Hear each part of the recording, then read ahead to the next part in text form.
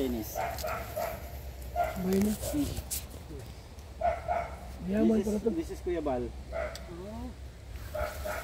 This is you. Yeah. Morning. Good morning. Good morning, office. This is your house. This is my house. Beautiful.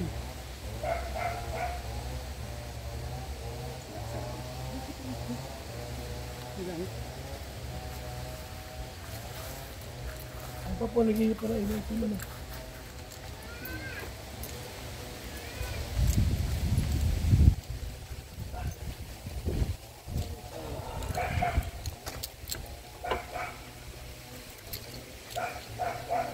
How old are you? I'm 71. 21? 71. 71?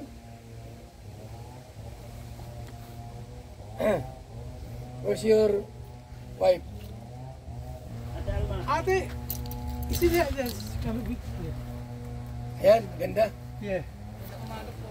Yes, ma'am. Justin. Hello guys. Your wife? Yes. Si Grace. Very sweet. Wala yung sleeper ko. Hindi pala ito Pilipinas. Siya nakakaintindi ng Tagalog po. Sir. Matagal na po siya na extra Ano po. probinsya niyo? Dito lang po din. Sa Masalong po. Paano mo lang kilala to? Sa ano po, nung nagtrabaho po ako sa ano po, Manila po.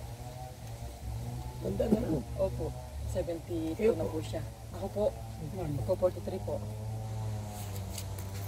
Okay lang mag-interview. Okay po. Thanks eh.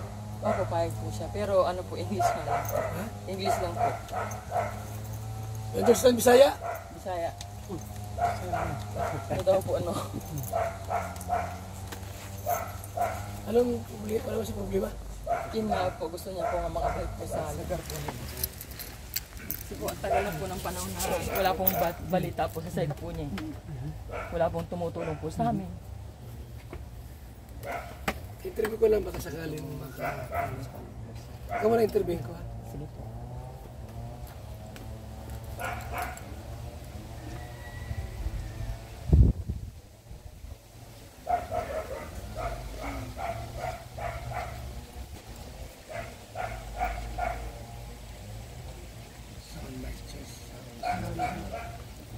Morning, good morning.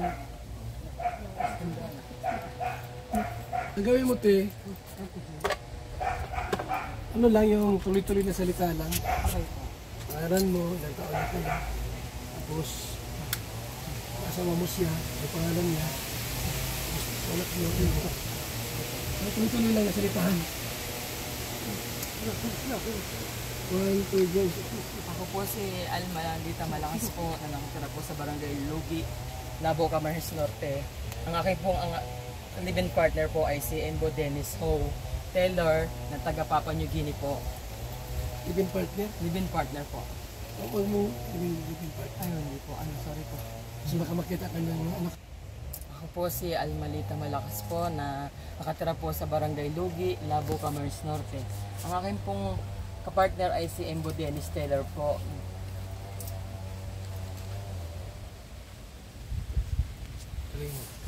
Na taga Papua New Guinea po siya. Ilang taon na po siya hindi po makalis sa aming lugar, gawa po nang wala pong tumutulong po sa kanya dahil kahit po yung kamag-anak po niya ay hindi po siya sinusuportahan. May 3 po kami mga anak. Anak po na si Embo Dennis Ho, yung pangalawa po ay si Grace Lynn Ho, at yung pinaka Ito yung ano? ito po si Embo Ho. Siya po yung panganay po si Embo Ho. Dalawa. Si Grace Lynn po, si Grace Lynn Ho. Ito po si Dale Aiden. Ang nais ko lang pong iparating po sa inyo na gusto ko na pong matulungan ang aking partner makabalik po sa kanilang bansa. Kasi grabe na po yung hirap na dinadanas ko. Gusto ko pong gumawa ng pamamaraan. Hindi ko po magawa kasi wala pong maiiwan sa mga anak ko. Kasi hindi ko po sila maiiwan. Kasi po wala nga tumutulong sa amin. Umaasa na po kami sa bigay-bigay po ng aming barangay, mga kamag-anak ko. Saka po yung mga kapatid ko po. Dahil po hindi nga po siya makaalis. Dahil hindi po namin alam kung ano po yung problema niya. Na-expire na po yung passport niya. Saka po yung... Kung sabihin niya, Punta na siya sa Pilipinas. po siyang gustong umuwi po sa lugar po nila. Pero wala po kaming kakayanahan para po makaalis po siya. Dahil almost 8 years na po siya dito, na-stranded sa Barangay Lugi po. Kaya po umaasa po kami na sana po matulungan po kami na itong pong paglapit po nila Kuya Bal Santos po, sana po matulungan po kami na naiparating po sa inyo ang aming pangangailangan po na makalis po sana yung aking partner. Makabalik po sa lugar po nila. Para po, Ngayon kasi may edad ng partner ko, Oo. nasa buhay, yung makapaghanap buhay. isa pa, senior citizens na rin po yung aking partner. Hindi po siya makapaghanap buhay po dito kasi ay wala na po rin po siyang kakayanan. Kaya po sana po, lubos po ako umaasa na matulungan niyo po sana siya na makabalik na po sa bansa po nila.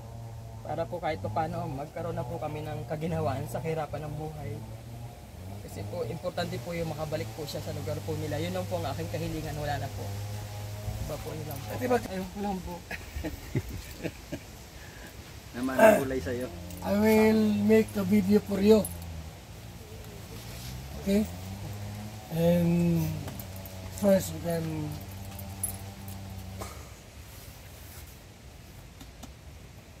tell your name. Ontario. Then, di sa marunong mag-Tagalog? Hindi po.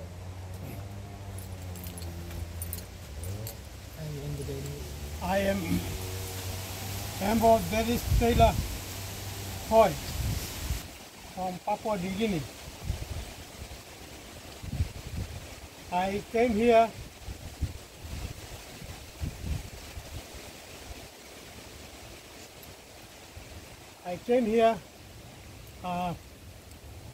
for business, on business,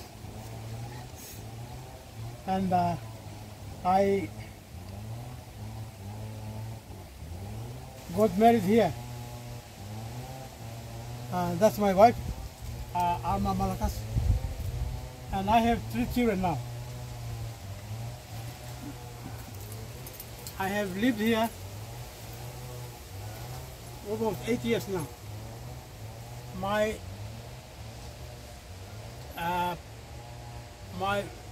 visa and passport expired. I came here because of some businessmen who were interested in Papua New Guinea.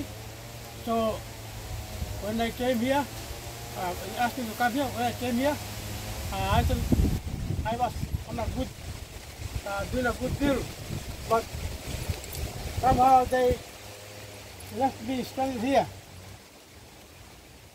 and I lost my business. Lost my business, and I decided, because I was unable to get back, I had no money to go back, so I decided to just stay here with my wife and my children, my family, until either my family back at home would consider my situation here and then help me, but they cannot. They could not. So I have been living here with my family. But I am trying my very best to stay alive. I don't want to die here. I want to get back to my country and do some work to help my family. So my main aim is to get back to my country where I can have some para. I can have some money to support my family here. I cannot just stay here without any job or trabajo and see my family suffer. So I have decided to try to go back. So I have been talking to such people like Pastor Richie, if I can be able to be assisted by other people who are kind-hearted, if they can assist me to get back, then I will go back and arrange some papers for my family to go back to my country. That is, if they wish to go back. But if they want to stay here, they can stay here. I will still send the support, and if I have enough money to travel back here and see them, I will.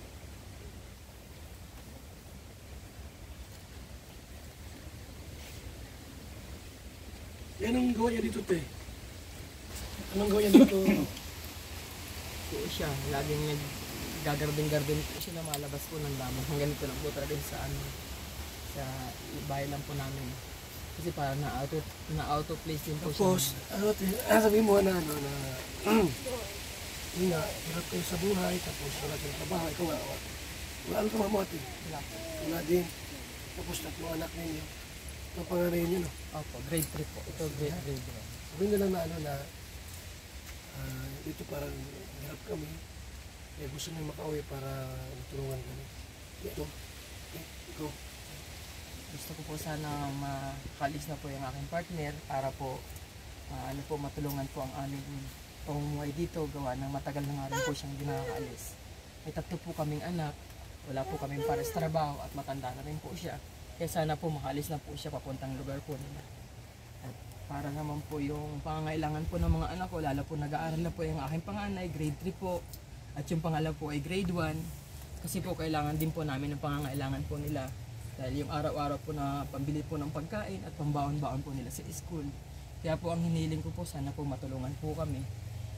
Yan po ang aking masasabi po sa araw po na ito. Sana po matulungan kami.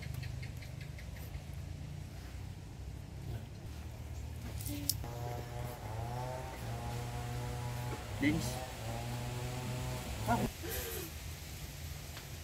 Kahit po talaga humingi ng tulong po kasi sabi ko hindi naman po ako makapagtrabaho. Hindi po matanda na ako. Hindi po nagpinga ng isang tunak. Kaya hindi ko po sila may iwang kahit po mahirap yung buhay namin. At least ang po tubig at kumakain po kami.